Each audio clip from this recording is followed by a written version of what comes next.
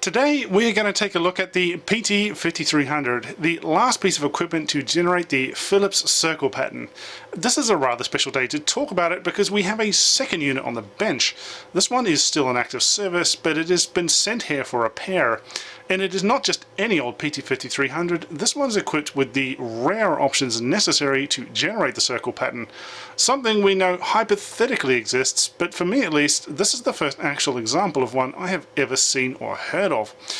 Okay, there is also my unit here. We'll get to that in a minute. Now this is a really cool thing to be talking about in a YouTube video because there are many perfect digital recordings of the circle pattern and quite a few of the Telefunken pattern from all around the world uploaded to YouTube, and many of them came from a unit like one of these two here. Until recently, it has been a bit of a trade secret, locked away in dark rooms with amateurs, including myself, incorrectly attributing the patterns it generates to other older pieces of equipment, but today we are going to set the record straight and take a very good look at it. But first of all, we're going to quickly cover the background and history of the PT5300. There are two topics I am going to cover here. First of all, why doesn't it say Philips on the front panel? And secondly, why doesn't it say color pattern generator? First of all, the brand. As many people will know, the circle pattern was first introduced to the world in 1969 in the body of the PM5544. It quickly and probably unintentionally became one of the Dutch giant's most recognizable products ever, even if people didn't realize it was theirs. Today it is likely etched into the memories of over 1 billion people, but sadly that all came to an end. This is not really something for me to dwell on here, but perhaps one way of putting it is that in the 1990s, with the company then rather old, management decided it was time to, shall we say, downsize. An awful lot of downsizing later, as far as I can see, today the only significant part of the business remaining is healthcare, and I wouldn't want to bet on very much growth. This, by the way, is no criticism of the people who made the company what it once was. Today, on the very largest scale, NXP, its old semiconductor division, is a larger and more profitable company than its former parent, and on the smallest scale, the new Pro Television company, also descending from Philips and a part of today's story, successfully made the transition to digital and is a rare survivor in an industry littered with wreckages. In the past 2 decades, many different business units have been sold off, but the people behind the circle pattern were among the first to go. 1998 was their first year out in the cold, so to speak, flying under a newly created brand. But the new reality would turn out to be short-lived. After just 3 years, the private equity owner who purchased the business from Philips decided to exit its position and sell up. Of course they did. But rather than sell it in one piece, instead it was split into 3 different parts. The line that we are focused on today is the one running through the center. At the stroke of a pen, the effective ownership of the circle pattern, the last hardware to generate it, and most importantly the staff behind it, passed to the Danish company DK Audio, most well known for its audio loudness meter products. This was a significant development in the history of the circle pattern. It was always a Danish invention, but now for the first time it had become an unapologetically Danish product. Now that other topic, the description on the front panel. Once again, we have to go back to the late 1990s. At that time, demand for complex pattern generators for broadcast was in decline. Thinking back on it, the TV test card was kind of absurd to use all that precious airtime and electricity to transmit a test pattern, not if accountants had anything to say about it. Much of the testing traditionally performed with complex test patterns could be performed using VITs by that time anyway, meaning other revenue-generating content could be transmitted out of hours instead. The PM5644 was their last product specifically designated as a pattern generator. Beyond that, the decision was made to bundle the job of generating the circle pattern into their SPG or Sync Pulse generator product family. An SPG is a device which generates studio synchronization signals like black and burst and what have you. There's actually quite a lot to them, so I will cover them in more detail in future. The SPG and pattern generator are actually closely related. SPGs usually contain simple test pattern generators, and complex test pattern generators usually contain a simple SPG. So it was a natural choice to combine the two together, and SPGs were a product which actually still had a future. The first SPG from Philips was the PM5500, a product from the 1960s. It was for 625 line monochrome television, so not a black and burst generator as such, but more of a black generator, if you will. You had to add another huge piece of equipment to get the color burst. Fast forward to more recent history, and we have the PT5300. It is actually an evolution of two predecessor products, the PT5210 and the PT5230. We've seen plenty of the 5210 on my channel, but we haven't seen the 5230, and I'm not sure that we ever will, and that is because few were ever sold. There wasn't all that much demand for it, and on top of that, it was a fairly short-lived product. Physically, it is a 5210 with some extra code in its firmware. The code needed to drive the complex test pattern generator modules, which generated the Philips and Telefunken patterns. And that's why I don't need one. I've effectively already got several. With the 5230 having no technical reason to exist, the PT5300 took the product position, labeling and front panel of the 5210, as well as that extra bit of firmware from the 5230, which was quietly discontinued. The 5300 does have a whole lot of new features, some of which we are going to cover later on.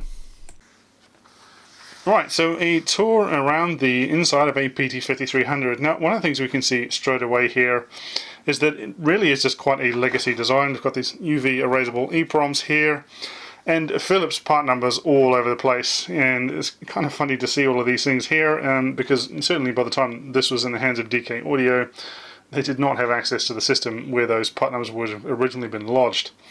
Now, in terms of all of the different parts of it, so this PCB along the back here is part of the main board, and these EEPROMs here are part of the black and burst generator outputs. So there's two of them, and they run directly down there. So for PT5300, which doesn't have any options installed, well, this is all it will really do. It's just generate black and burst signals. And this board here is an extension of the main board, and this grey box on here is an oscillator which provides the 13.5 megahertz clock, which comes from recommendation 601, so quite an important number for TV test cards. I think it's some kind of oven-controlled oscillator type device that Philips have conjured up. I think there's other bits and bobs under there. I never actually delved into what's inside of that.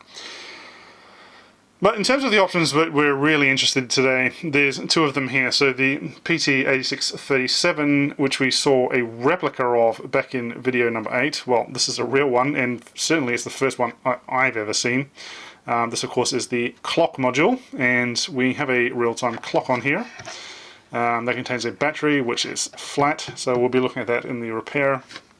And the other option here, which is really, really interesting, is this one here, is the PT8633.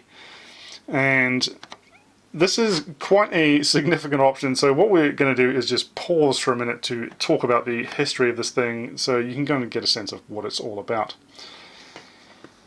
If you have ever seen the 16:9 circle pattern with the wandering needle in the bottom box, you can be sure it was generated by a PT8633. Literally no other hardware ever generated it. The main feature of this module is its SDI output, so let's talk about that first.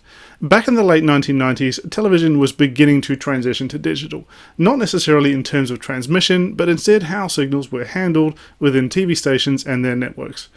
Rather than transporting composite video signals all over the place, SDI gradually became the norm. The standard definition form of SDI is designed to be compatible with analog, composite and component video, with a clean conversion between them one of the primary objectives.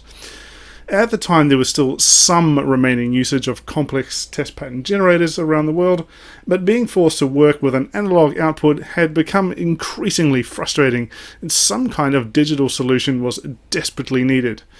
The first SDI circle pattern generator was a special version of the PT8603, once again a module for the PT5000 series, but there was a major problem with it. As transmission chains became increasingly digital, the possibility of digital-specific faults became ever larger.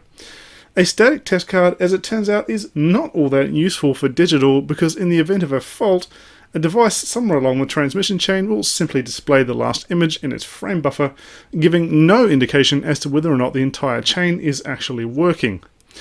What was needed is some kind of animated feature, kind of like how we shake the mouse to see whether or not the computer is responding to input. This is something that both the BBC and Philips were working on almost exactly at the same time. The BBC used a small set of blinking dots in test card J.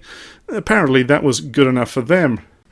This was the first circle pattern with an animated feature. Technically there was an earlier version of it with a different logo, but I can't be bothered trying to get it running on my hardware. This was difficult enough. As far as I know, it wasn't transmitted to the public. It was developed by Philips, Pro Television by that time, and used internally by Danish telco TDC, who were particularly vocal about the need for some kind of motion and weren't happy with the usual suggestion of just turning on the clock. TDC were very happy with it, so they ordered another 5 units, but Pro Television told them, no, you're not having any more. It's a long story. But the TDC test card was food for thought, and around about a year later, the Wandering Needle test card was born. It included markers in the bottom box, which were synchronized with audio test signals, and this, of course, was to test for another problem which had crept into digital television, that being lip sync.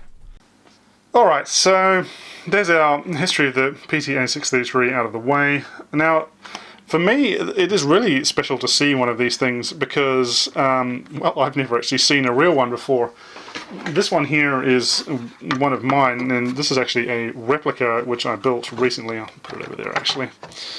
And, you know, as we can see, they are very, very, very similar, so it's quite interesting for me to actually see a real one, to see how it actually differs from my build, because I've never actually seen a good photograph of one of these before. And, you know, straight away we can see some of the things which I didn't quite get right. You know, I ended up socketing those two chips, whereas they didn't bother, and I kind of wondered about that when I was building mine. But hey-ho, too late now, it's already done. And the other interesting thing for me to see was this resistor here, and which is wrong on the schematic. It says 39 ohms, and I worked out that it couldn't possibly be that. And I had a lot of trouble with this, so I went to 100 ohms in my build, which got it going, but the actual true value is 220, so I will take note of that.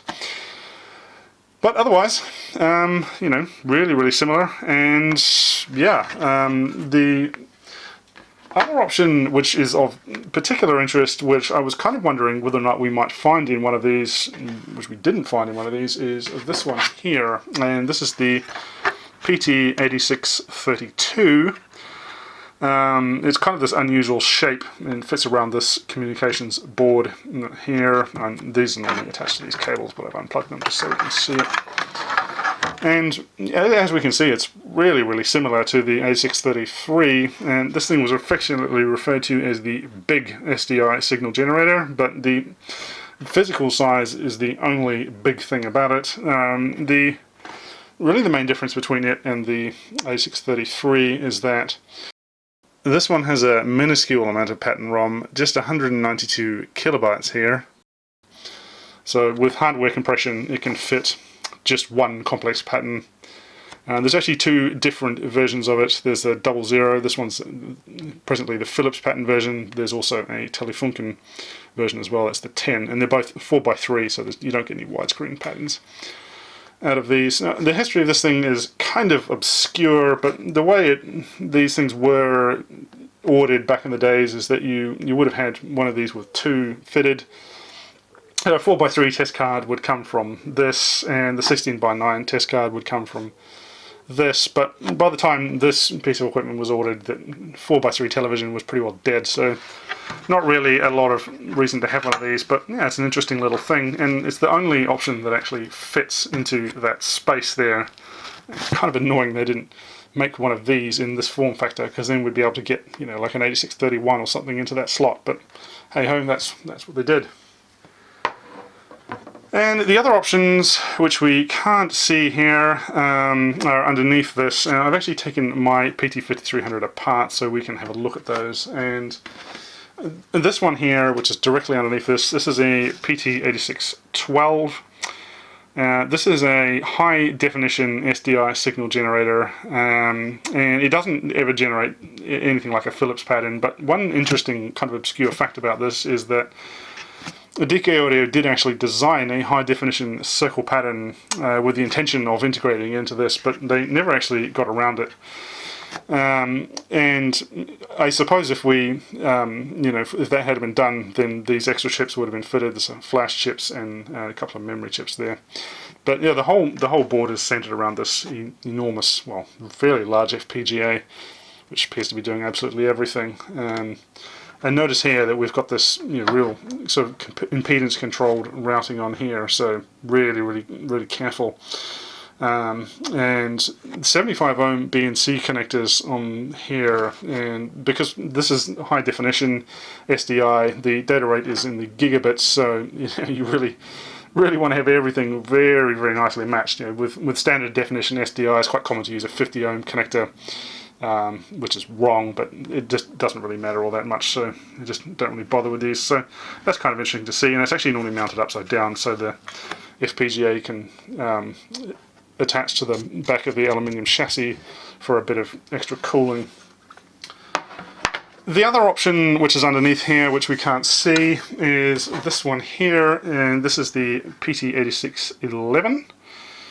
This is the high definition tri-level sync generator, and I'm not going to go into the details of that in this video, but for high definition they don't really use the black and burst so much. They use this tri-level sync, which is a more advanced way of providing a synchronization signal. So anyway, that's what's under there, and once again just centered around this rather large FPGA, a Xilinx FPGA, and this is one of the kind of quirks here. So Philips very much were an Altera shop, and DK Audio appear to be a Xilinx shop. So that's that. And another interesting thing down the end here, we've got these level shifters, because this thing is all 5 volt. The whole PT5300 is 5 volt. So for these newer modules, they actually have to have their level translators there.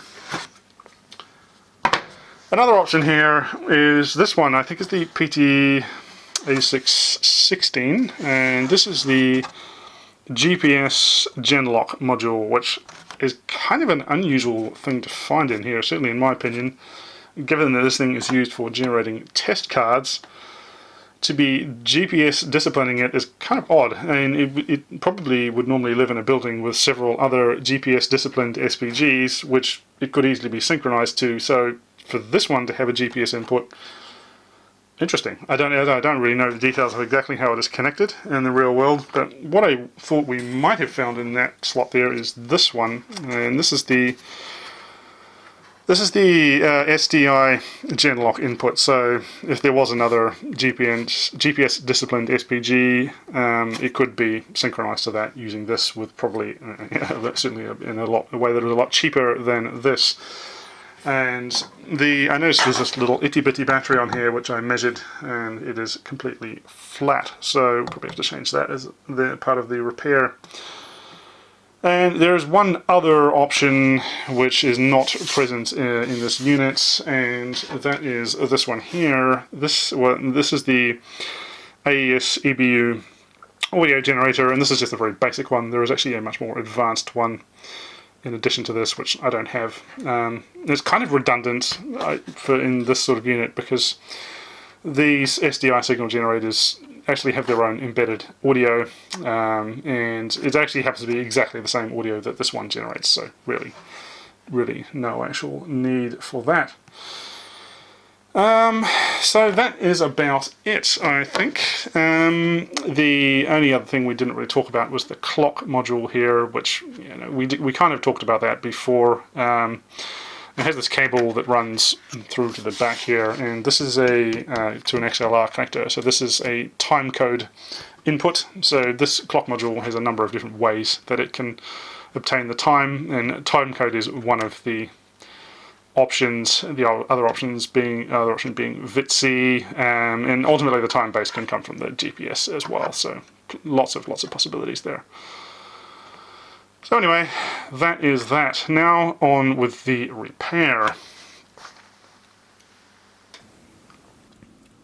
So So what is actually wrong with it? Well, just a quick note, I have already done some repair work on this thing, so I'm not filming this in the exact order that I did it in. The actual description of the problem is that when we switch it on, we get this error on the screen that says general failure, RAM memory, and also that the unit forgets all of its settings and loses the time and what have you, which is kind of annoying, and it really means you can't really depend on this thing anymore, because if there was a momentary loss to power, can't really have this thing coming back in the factory default settings every time. Now, I've seen this error several times before, and I think it's probably just a case of that the battery and the non-volatile memory has gone flat. And we can actually already see behind here there is a battery backed chip. There's actually another one underneath here, so there are two devices that we're going to be replacing, and I've actually got the replacements right here. So the original clock chip here is a ST one, which is no longer available. It's actually a drop-in replacement for this Dallas one, which is still in production, and so I bought one of those. And the other non-volatile memory is another ST one, which is underneath the clock module here.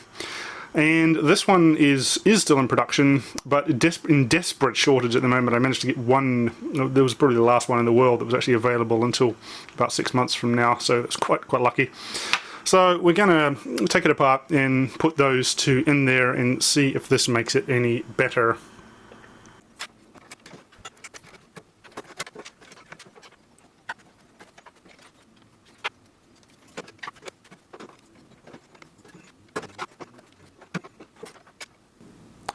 Alright, so that is both of those chips replaced, and I actually pre-programmed them with all of the data that the unit is expecting, so literally it should be a case of switch them on and they should just work. So let's do that right now. Well, that's already looking a lot better. I don't see the error anymore.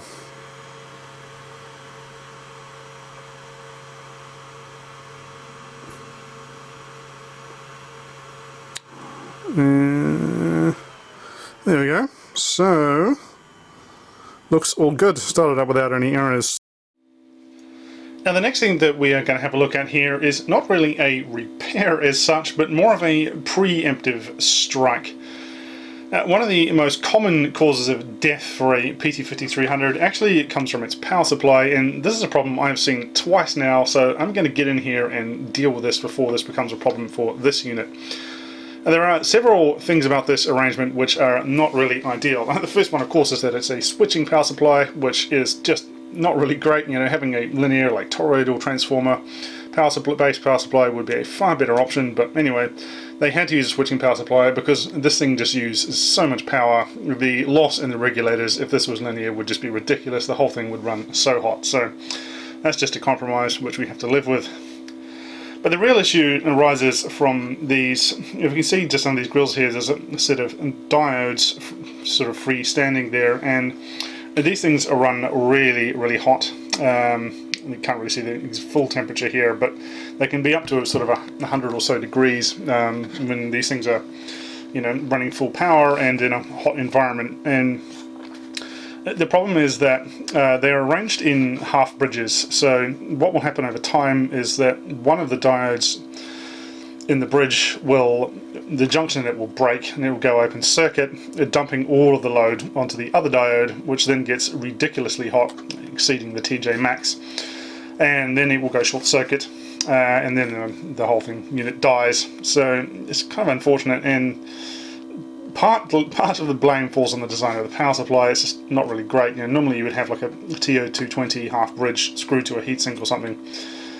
But Philips is to blame for the other half of the problem, which is really how they've oriented the power supply. And maybe they had a good reason for doing it this way, but the power supply is blocked along this edge and this edge, where it is fairly open along this edge and this edge. And what this means is that when the lid is on, very little air can actually flow through it, other than just this tiny gap down this side here. Whereas if it had been 180 degrees around that way, then you could have actually put a baffle between here and here and actually dragged air through the power supply, and the air would have gone straight onto those diodes, so this probably wouldn't have been a problem. Now, we're not going to go reorienting or rejigging this, and because it's just, I don't really want to do that. That's kind of untested, and I'm sure there was a reason why they did it this way. So What we're going to do instead is preemptively replace these diodes, and just with brand new ones, the exact same part. This unit already has a lot of hours on the clock, so I kind of just want to go and do that, just really for peace of mind. I had a look at the actual power supply itself. The power supply is a discontinued part, and there's nothing else that really fits into this space directly.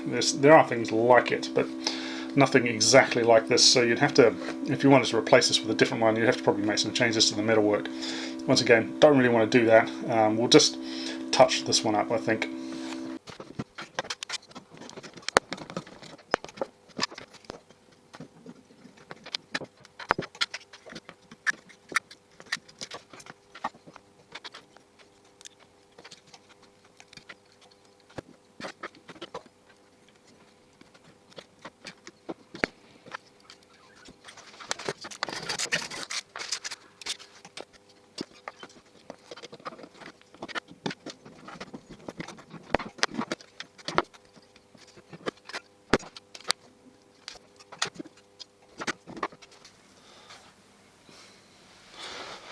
Okay, so our power supply is back together. So the first thing to do really before we reconnect it to the main board is a quick no load test, just to make sure all the voltages are okay. So switch it on, and the first we're going to check is the 5-volt rail, and yep, we got 5 volts. Now we'll check the 12. There are 12. And the last one to check is the -5, and that's all good. So I feel confident enough to plug this back into the main board now, so let's just switch it off and wait for the power supply to discharge, reconnect, and switch it back on. Looks all good.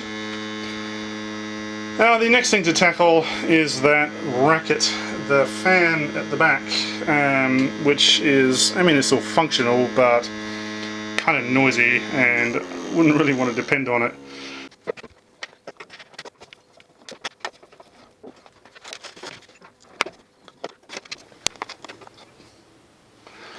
Alright, so we're ready to give this thing a quick test. So what we're going to do is switch it on and see if we get anything out of it. And now what I'm expecting is that it is in the factory default state, so we should just get a 625 line EBU color bars just like that.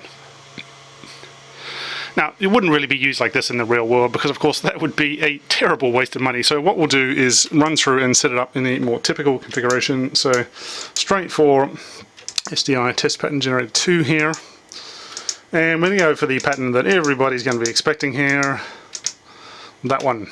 And in terms of the options, anti-power, well, we wouldn't really turn that one on because that's more of an analog days thing, so we'll go straight for the motion, which is useful for digital. So that's now a fairly typical configuration. The one last thing to take care of is the clock. I'll just save that while I remember it, and just switch that on. Time and date, save that. Now when I switch this thing off now, it should come back in the same state with the correct time and date. Now, I'm sure it will, but let's just give it a quick test.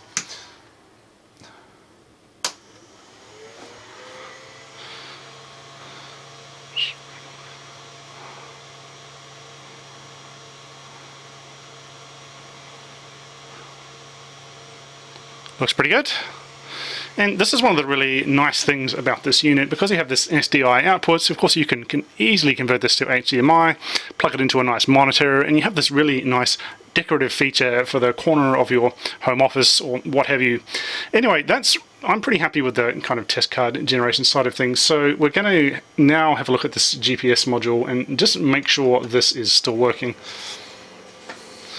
For the GPS test, I've moved to a different location where I've got a clear view of the sky, and I've got a GPS antenna plugged in right now. Now remember, the reason that we're doing this is because I had to replace the battery in the GPS module, and I just want to double check that it's still working okay. And the background of the GPS genlock for the PT5000 series is that Philips first kicked around the idea in the 1990s, but the market just wasn't really ready for it back then, so it never happened. But 10 years later, of course, DK Technologies revisited it, and we have the GPS genlock module here. Now the test setup here is that I have this frequency counter, which is measuring the 27 megahertz reference. This is a signal which drives pretty well everything inside of the unit. Now this is kind of a bit of a silly test setup because this frequency counter is internally referenced to a TCXO. So there is a question of who's actually testing who here. Now what we really want to see is what the impact of the GPS is on the actual output frequency. So presently we're in free running mode. Ideally this 27 megahertz here would be exactly 27 megahertz, which would correspond to 25 frames per second for PAL, for example. So let's put it into GPS genlock mode, and we can see that the frequency actually went up by around about 15 hertz here. So what we're presently measuring is actually the error of my frequency counter. Saying slightly less than 27, but in truthfulness it will be pretty well exactly 27 megahertz, or as close as humanly possible. So anyway, I'm pretty happy with this. So I think we'll move on to the next thing now. Now there is just one last thing to do here. The owner of this thing has requested some changes to the Philips pattern, and so what we have to do is replace 4 of these chips here. These 3 and this one. So these 3 contain the pattern data in compressed form, and this chip here, which they call the segment prom, basically tells the logic how to decompress the data in these chips. So let's whip out the old ones and put in the new ones.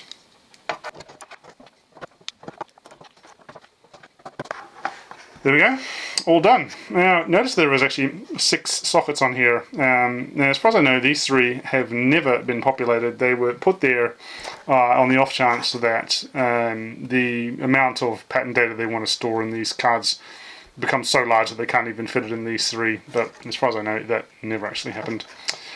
Now some people might be interested to know what's actually involved in modifying the Philips pattern. Well, I think that's a bit off topic for today's video, but what I can say is that it does not involve any kind of graphics editing software. The Philips pattern is never ever handled as an editable graphic. Everything is done on the command line, and it's pretty kind of difficult work. The only time any kind of computer graphic is involved is when the tool which is used to generate an approximate rendition of what's contained in the proms, and that's just so you can see what you're actually doing. But anyway, that's all done now, so I'm going to give this a quick test. Unfortunately, it's not really for me to reveal what the pattern actually looks like. So now we're just going to have a bit more of a look at the PC8633 and also the customizations to it for the TDC test card, which we looked at earlier. So I'm going to start with the 8633 itself and start at the output here. So 2 connectors, both the same output, but they are individually buffered and individually monitored. The SDI signal runs through these current transformers here just once, and the secondaries of them are amplified and sensed. So the idea is that if this fails to and is no longer generating an output, at the very least the warning LED on the front panel will illuminate, or for a more sophisticated organization they will have some kind of central monitoring system. And certainly with the test card being a transmission of last resort, if this thing fails, you want to know about it. After that we have the SDI serializer, so parallel data in, SDI serial out. Pretty simple really. I'm sure it's really complicated in practice, but I've never looked in details. This here is the EDH inserter. I don't know very much about EDH, but anyway, that's what that is. This is the multiplexing CPLD. So the job of this thing is to take all the data from all the different sources around the card and splice it all together and feed it into the SDI pipeline. In terms of what it's going to be taking, well, there's really 3 different sources. There's these 3 chips here, which contain the static test card visual imagery. There's these two SRAMs here, which contain the audio samples, and they also contain any animated features in the pattern. So, for example, the wandering needle, that if that is activated, they will be coming out of these chips. The wandering needle also being referred to as the moving pin, as I've just discovered. And the last source that it may take from is these two chips here, and this is effectively the character generator. So any text that appears on screen will come from these two. This chip here contains the PM8546 font, which is unique to Philips, and it's something you'll see a lot in various different test cards, not just Philips patents. And pretty well any hardware they would have sold from the 1990s onwards would be using that font. Next after that, this here is the counter, they call it, I think. So quite a lot going on here. This is basically sequencing everything that goes on this module. This one here is the kind of a lot of glue logic, really, address decoding and a few kind of miscellaneous counters in there. This one here is the microcontroller. So this configures the card, controls it, generates the audio samples. It's quite active when the card first starts up and when the test pattern is being changed, but once everything's set up and running, it kind of sits back and lets everything else do the work. The next thing to talk about really is the TDC customization. So as we can see on here, there are a number of chips with handwritten labels on here. And that is because it is currently set up for a custom pattern, and I can't be bothered printing off labels with Philips part numbers on them, because when I'm done with this, they're just going to all be ripped out and put back in my parts box. So with any kind of customization, inevitably something on these cards is going to get changed. So at the very least, it's just going to be the pattern, the data in these chips here will have been modified, and usually always the segment prom as well. But in the case of a more advanced customization, we start getting modifications in the CPLDs and potentially even in the firmware as well. And once you start modifying down here, this starts getting very, very expensive. And this certainly would have been one of the more expensive customizations of the Philips pattern that there ever was. Whether or not TDC actually paid the full price of it, I doubt it. But anyway, and it gets even worse in this case, because if we look closely here, these SRAM chips, there's actually a couple of extra chips piggybacked on top. And this was done because the TDC logo in the bottom box takes up a lot more memory than the traditional wandering needle. So they had to add all these extra memories on top. And I really resent having to do this modification, because these things really take me a long time to build, and to have to do this modification, which is I can't really ever revert it and have it as pristine as it was when I first made it. But equally, I built these things to make recreations of test cards, so I kind of have to.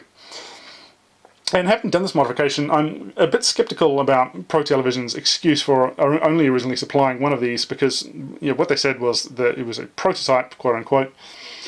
Well, this isn't really any less of a prototype. It took me hours and hours and hours to do these modifications. They're quite difficult. And what I think the real story here is that the equipment they originally supplied was it was a PT5200, which was never advertised as being a circle pattern generator, but they clearly had sold a few units which did, and it was always supposed to be the more expensive 5230 that would do that, but it wasn't available at the time, so they were kind of setting an uncomfortable precedent there. So I think they just potentially just chose to draw a line in the sand. But 4 years later, they did get the extra 5 units that they wanted from DK Audio, and this is what they were actually supplied. Who knew there could be so much to a test card? But today all we have talked about is the twilight years of the circle pattern, and that has only been possible because the archives for that final generation of equipment have been opened up.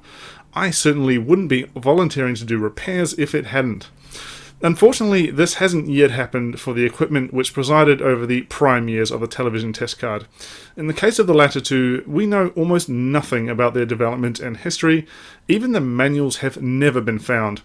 Who, if anybody, has the archives for these older generations of equipment presently remains unknown. I personally have given up trying to track it down. I realise we have talked about this quite a bit lately, and I promise that we'll have a break from it in the next video, but I can't promise we won't be talking about this again at some point in the future. As always, thanks for watching.